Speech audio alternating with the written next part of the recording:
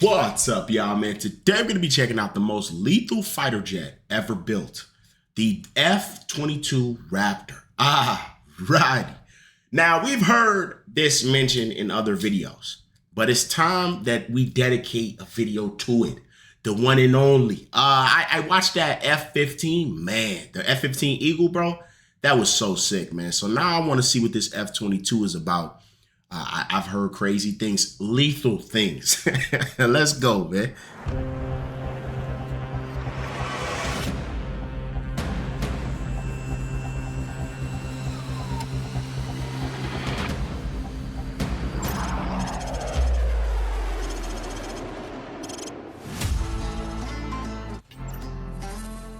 This is the F-22 Raptor, the most lethal and dominant air-to-air fighter jet in the world. With the ability to fly at speeds upwards of 1,500 miles per hour while carving through the sky with its stealth technology and thrust vectoring capabilities, the F-22 has certainly earned the title King of the Sky. Well, today I'm out here with the Hawaii Air National Guard at Hickam Air Force Base to bring you up close to the F-22 and learn what makes this the most feared fighter jet in the world.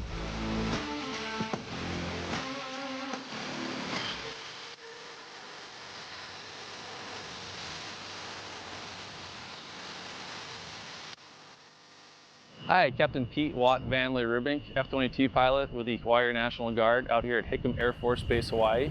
Behind me is the 5th generation stealth fighter, the F-22 Raptor, world's most capable and deadly aircraft. Some attributes that make it so lethal are our stealth capability, our super cruise, our sensor fusion, and our ability to have high situational awareness in the current battle space.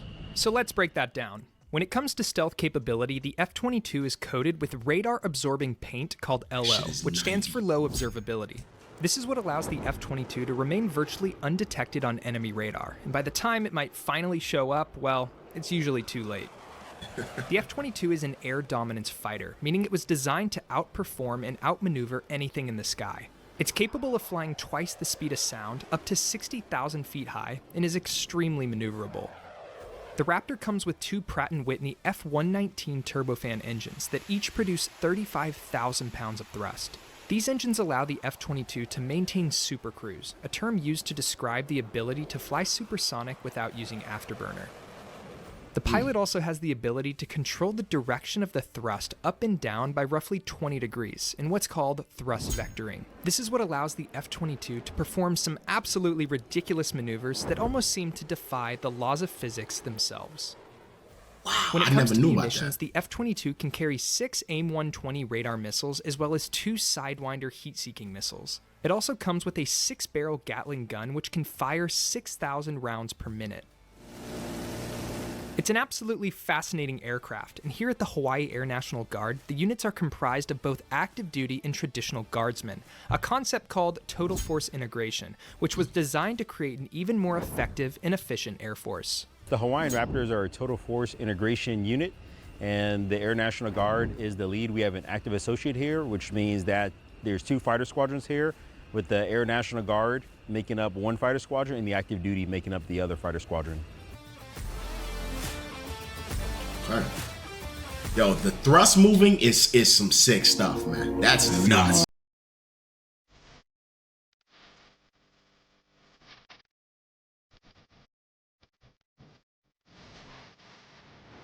That thing looks some sleep, man. Hey Sam, well, welcome back to the jet. I know it's been a minute. It must be good to see the Raptor in person again. I definitely miss her. She's looking good. It's been a minute. But yeah, this angle right here was always my favorite, right? Because it's such a massive aircraft. But when you look at it straight on, it just seems to disappear because of that stealth and those angles, right? Yeah, absolutely. So, not only was the jet designed to defeat radar via stealth, but actually its signature, when it's pointing at something, really reduces its visual pickup. So great observation.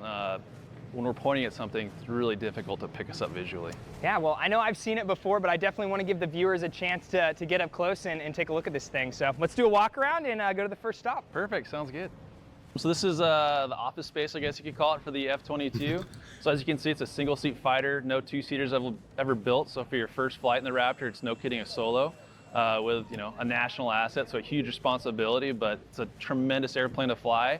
One of my favorite things about the F-22 is the situational awareness that we get from all the sensors and data sharing that we have. And that's kind of all happens in the cockpit where we have all our displays.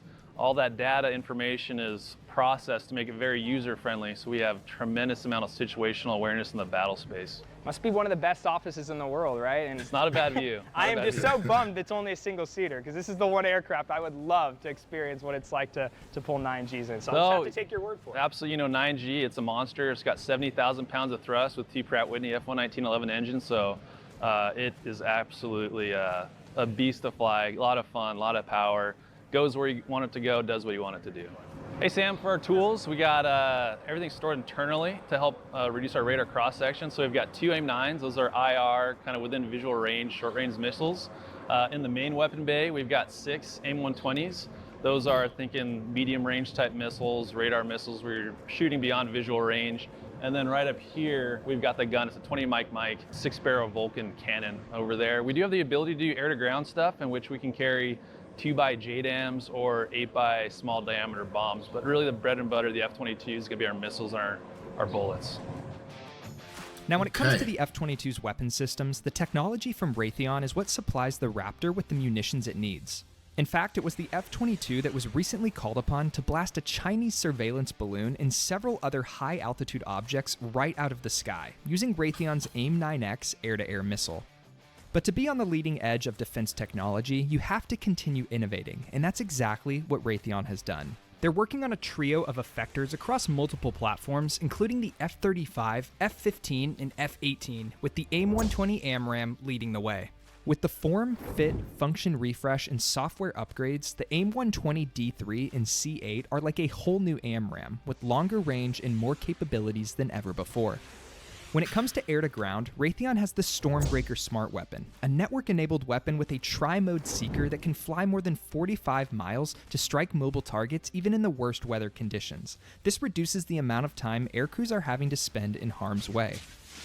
And completing Raytheon's air dominance portfolio is the Joint Strike Missile, a long-distance, highly survivable and maneuverable weapon that takes on heavily defended targets on land and at sea.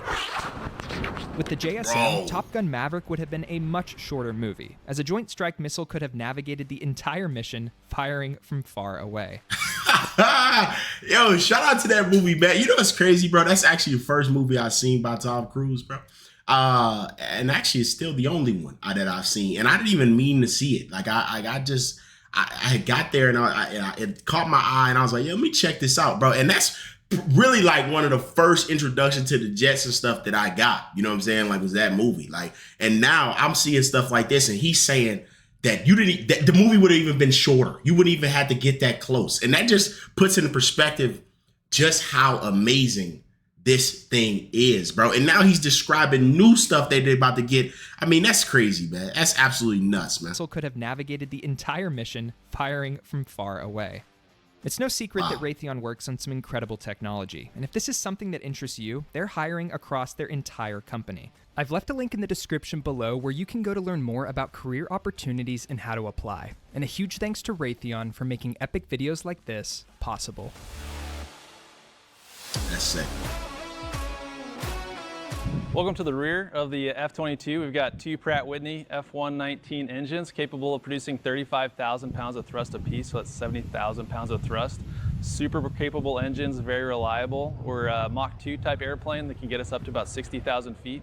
Another great asset for the F-22 is we're a super maneuverable airplane. We've got massive flight controls as well as thrust vectoring. What you can see on this engine right here is the nozzles are actually in the open position. Once the jet starts up, those things will actually compress to go zero. And then when we're flying, we can actually manipulate the nozzles to either deflect upwards or downwards.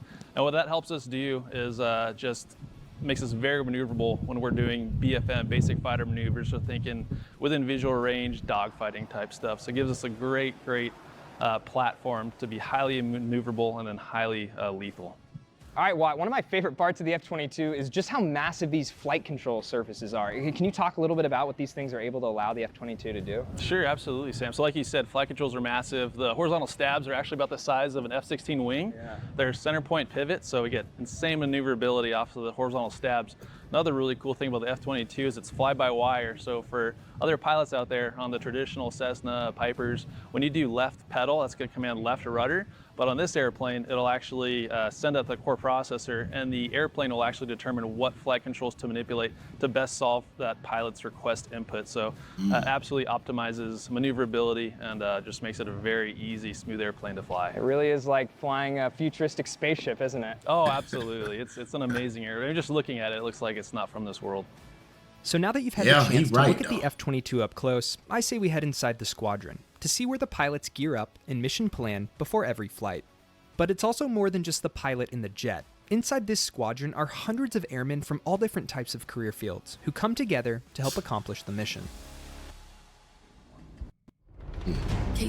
So right inside here is aircrew flight equipment. Now you can basically think of that like a locker room, but for F-22 pilots. It's where they all go to gear up before each flight. Now there's actually a training mission taking off a little bit later this afternoon, so a few of the pilots are in there gearing up right now. I say we head inside and check out some of that gear that they wear for every flight. I've never learned about the gear, bro. Now this will be sick, bro. I've actually never seen any stuff about the gear. So we just briefed, just stepped, got all suited up to go fly. This is the gear we're gonna go fly with, starting from feet to cranium. This is our G suit.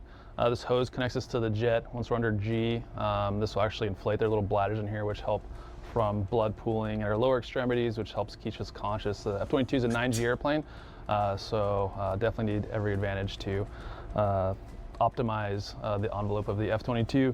Working up, this is our harness. So we've got a lot of goodies in here, got some snacks, some radios. In the case we do have to get out of the airplane, we do have some resources to survive on the ground and also coordinate for rescue efforts. Up here, this is our LPU life preserver unit. Once we hit water, this will automatically inflate to keep us floating above the surface. And then here we've got our, effectively, this is connects us to our parachute risers in the event that we do have to get out of the airplane. This is what connects us to the risers for our parachute. Moving over to the helmet. We'll put this on. This is where all comm happens, as well as our oxygen. So again, this connects to the airplane. We get oxygen supply. And then here, the mask. This is where our communication equipment is, where we can talk between each other, as well as in our earpieces to receive. So quite a bit of get up, a lot to wear, but keeps us safe. And our AIF guys do a great job making sure that we're always ready to fly.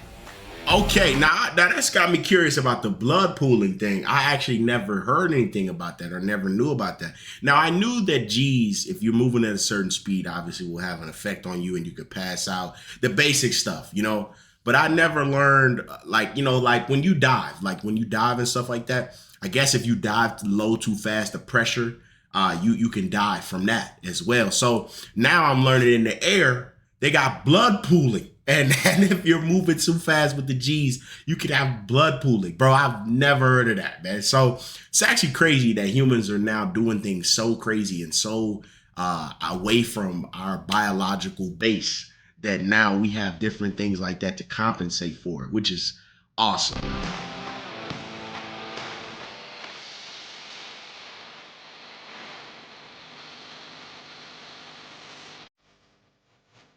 And of course, if you're an F-22 Press pilot, to rage. you gotta have a rage button. So here we go.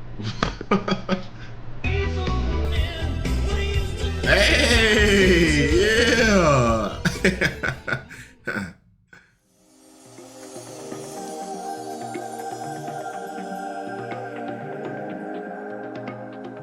As the pilots strapped into the jet and the maintainers prepped the aircraft for launch, I was able to get a front row seat for the entire thing. Now, because the F-22 only has one seat, that means I'm not going to be able to go up for a ride. However, the Hawaii Air National Guard wasn't going to leave me hanging, and in fact, they treated me to the next best thing.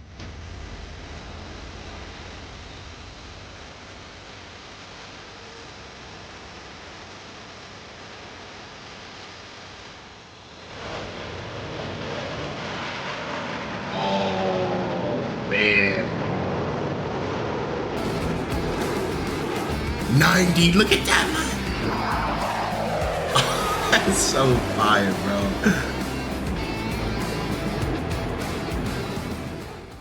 Seeing the F-22 through this video really only gives you a part of the story. But if there was one thing I wish I could convey to you, it's the feeling of being able to watch it blast off in person. standing out on the runway just a few feet away. It is absolutely wild.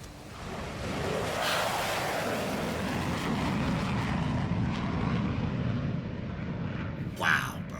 Yeah, that's awesome, man. Well, guys, there you have it, the mighty F-22 Raptor. This aircraft will forever be one of my favorites, and it was a blast getting to hang out here with the Hawaii Air National Guard to showcase this incredible platform. Huge thanks to the entire team here at Hickam Air Force Base for having me out, and as always, I hope you guys learned something new. Thanks for tuning in. I learned a lot, man. Yo, hey, if somebody could explain to me that blood pooling thing, go into more detail about that, bro, if you know more about that. And shout out to Sam for this one right here, bro. This is an excellently done video. If you guys want to check him out, bro, you know, he's right here. My man Sam, he did an excellent job. He has plenty of videos about aircrafts and stuff like that that we could check out. So shout out to him, man. And I gotta say, I think my favorite part of this video is probably just learning about the fact that all the missiles are inside. You know, it's a little detail that I never thought about. But it does help, one, give it that sleek look, but it also does help keep it hidden. You know, I didn't even think about that, you know, just having them inside. And then when he talked about how the aircraft will optimize the best route for you to take when you maneuver with the different levers and stuff like that, that was pretty cool too. And that was interesting for me too, you know, and it shows that a lot more things are going to become automated. You know, a lot of stuff with the commercial planes are automated, but it seems like, you know, the next step is just with engineering and softwares and stuff. It's just making them more automated and taking it out of the pilot's hands a little bit more. And that'll be pretty cool to see. So let me know what was your favorite part of this one. If you did enjoy the video, leave a like for me. It goes a long way. And I appreciate y'all for tuning in, man. Peace.